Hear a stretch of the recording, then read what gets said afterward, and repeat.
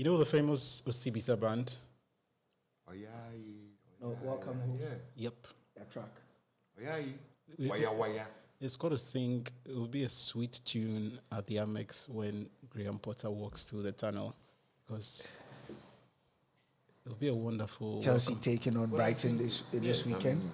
Chelsea at Brighton. Yeah. Yes, I think it will be a wonderful welcoming home. For me, I look at the circumstances he had to leave the club, and then the job he did.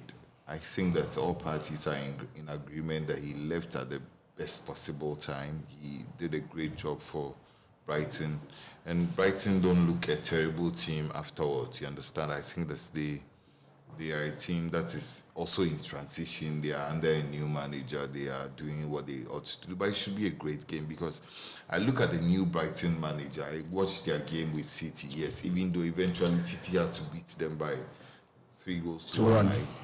3 goals to 1, right? But I looked at the way he read the game. I looked at the way he understands the complexities of his team. I look at the way he set his team out, even when they went to go down. And this, I think that this, from hindsight, I think this is a very good manager in the making. And then you know Graham Potter. He's a man of few words. He likes to read the game from a distance. He makes tactical tweaks when necessary. Lucky mentioned that in this season alone, he's made 14 tactical switches in between games. So it should be fun watching that particular game. And I think that if you've watched Chelsea under Potter, if you've watched Brighton under their new manager, they are teams that like to give their all. They are teams that do not really like to sit too deep. You understand? So they love to play football. Exactly. They love to play football. It should be very interesting. Two contrasting fortunes for the managers. De Zerbi took over Brighton. He's yet to win a game. Potter took over Chelsea. He's unbeaten. And you look into this particular one, it leaves you wondering, where does this end? Chelsea win or Brighton finally get to avenge? Brighton are yet to beat Chelsea in over 6 games that they played. I think their best result against Chelsea was a 1-1 draw last season when they played at the Stamford Bridge. It's, for me, I think that Roberto De Zerbi, or whatever his name is, I think he's yet to have a grip on this team. You could still see that this team is a Graham Potter team. I'm yet to see his impact on the team. They play good football, but the finishing has always been a problem. If Trossard does not score, they struggle to score. That was a problem against Manchester City, and it's evident in most of the games that they play. I feel Chelsea have enough in them to beat Brighton. It will be a good welcoming home for Potter, but it might be a bad result in terms of at the end of the game for Brighton. But again, I mean, you look at the Brighton front three. There's my good friend Danny Welbeck. There's Trossard, who does a lot of Welbeck does a lot of running, a lot of work. And you see, oftentimes we've hammered on this theme that the Chelsea backline, they lack pace. I think that the one thing that holds the Chelsea backline has to be the experience and the tactical savviness of Thiago Silva. Yeah. I shudder to think the day he switches off, it will be calamitous, because see, Chalobah, very good player, very athletic, but he needs constantly the guidance of an elder statesman like Thiago Silva. And so I think that these are areas that I should think. There is Brighton do have that German boy, Pascal Gross. You understand? I think that and it's a big if Chelsea lose their guard and Brighton have a field day. Brighton are one of the strange teams in the APL. They can just hit you on the counter. And they are very good playing on the counter because they have skillful players. Exactly. As well. Yeah. So, I mean, this should be fun watching. It should be interesting. Before we, switch off, like you said, I'm looking at, he did something nice against, Salzburg in their last game, where he went for a 3-5-2 formation with, Sterling and Pulisic playing as the wing backs.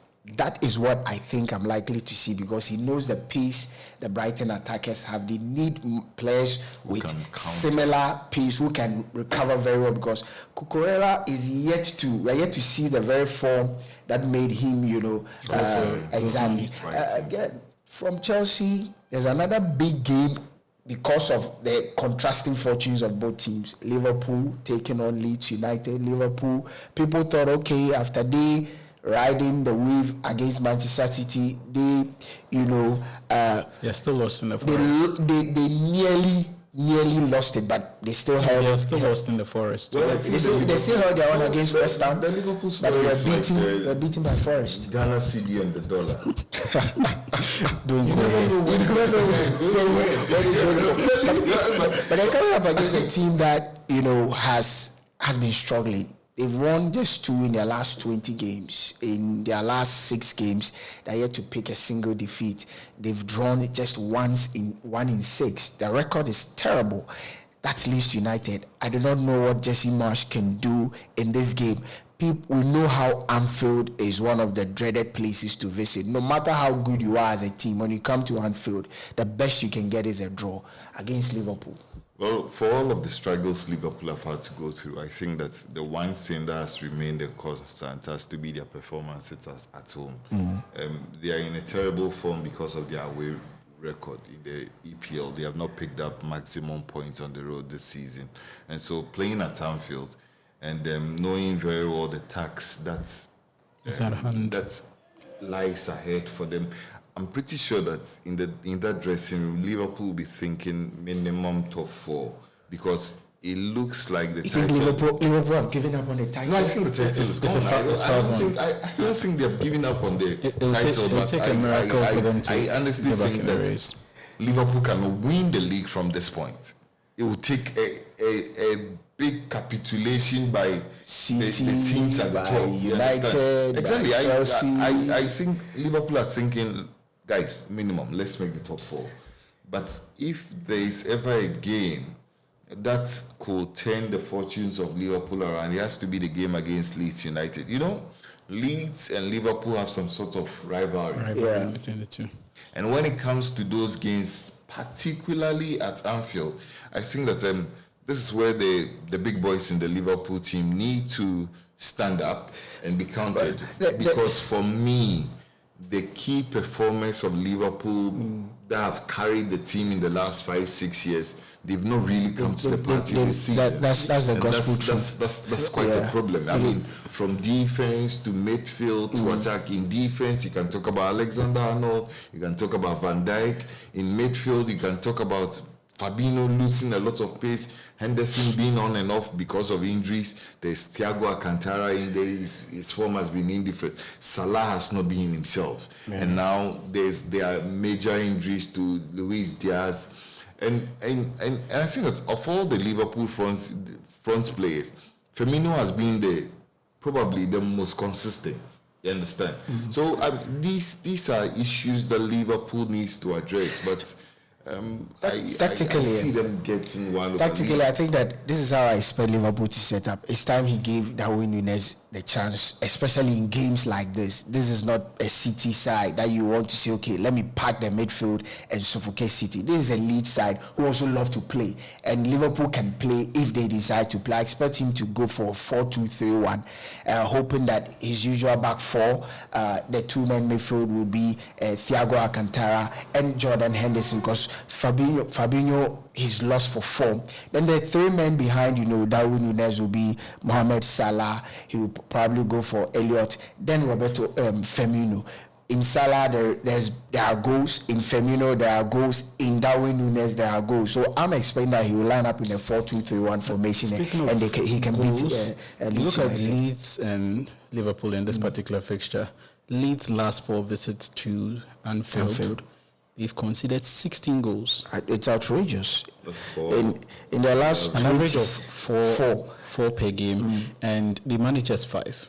And if you take a casual look at the fixture history, anytime they've come to Anfield, there's been a battering. There's been last time they played, they got Voila for 6. Yeah. And if you want to go further back, that was the opening day fixture 2020 season. It was 4-3. And before, that was Leeds' last 2 seasons in the Premier League. It was 3-1, 3-1. So in your own words, for the Panthers, this is a game you should go over for. 2.5. Lots of Go goals for goals. Liverpool. Over 2.5. Liverpool win with a lot of goals. Liverpool win with a lot of goals. So probably Liverpool win with over 2.5. On the note of Liverpool winning over 2.5, do you expect Arsenal? They dropped point against Southampton, which I was a bit surprised the way Southampton played, especially in the second half, taking the game to Arsenal. Arsenal could have easily lost that game.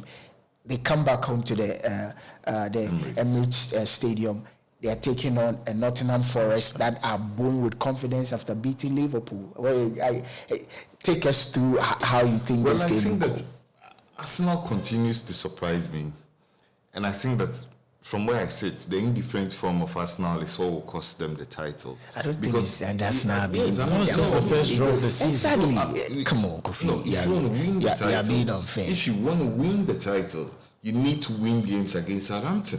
Oh, come on. Especially when you are in the driving seat. You know something about Arsenal's visit to Southampton and being at the top? They've never beaten Southampton whenever they're at the top of the table and they visit Southampton. In the 2003-2004 season, Arsenal drew that game. The 2013-2014 season, Arsenal lost that game. When was the last time Arsenal won the league again? 2003-2004. So whenever they visited St. Mary's at the top of the table, That's history-wise. 14. They were top of the league. That was the league. Eventually, they lost out. History will be repeated this season again. So I knew probably that's where you go. But this is a game I expect Arsenal to exert the authority on. Listen, I mean, Nottingham Forest are enjoying a mini break in form.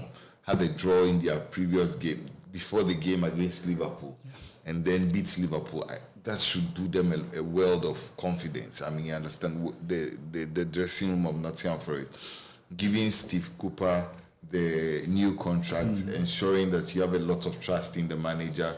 Obviously, if you look at the circumstances surrounding Nottingham Forest and their transfer dealings in the summer, more than 180 million a lot pounds. of players. Obviously, So it will many take a lot of players. time for chemistry to come together. But I think that if Arsenal are really hell-bent on winning the league, this is a game you need to go into the fixture. Finish the game in the first half,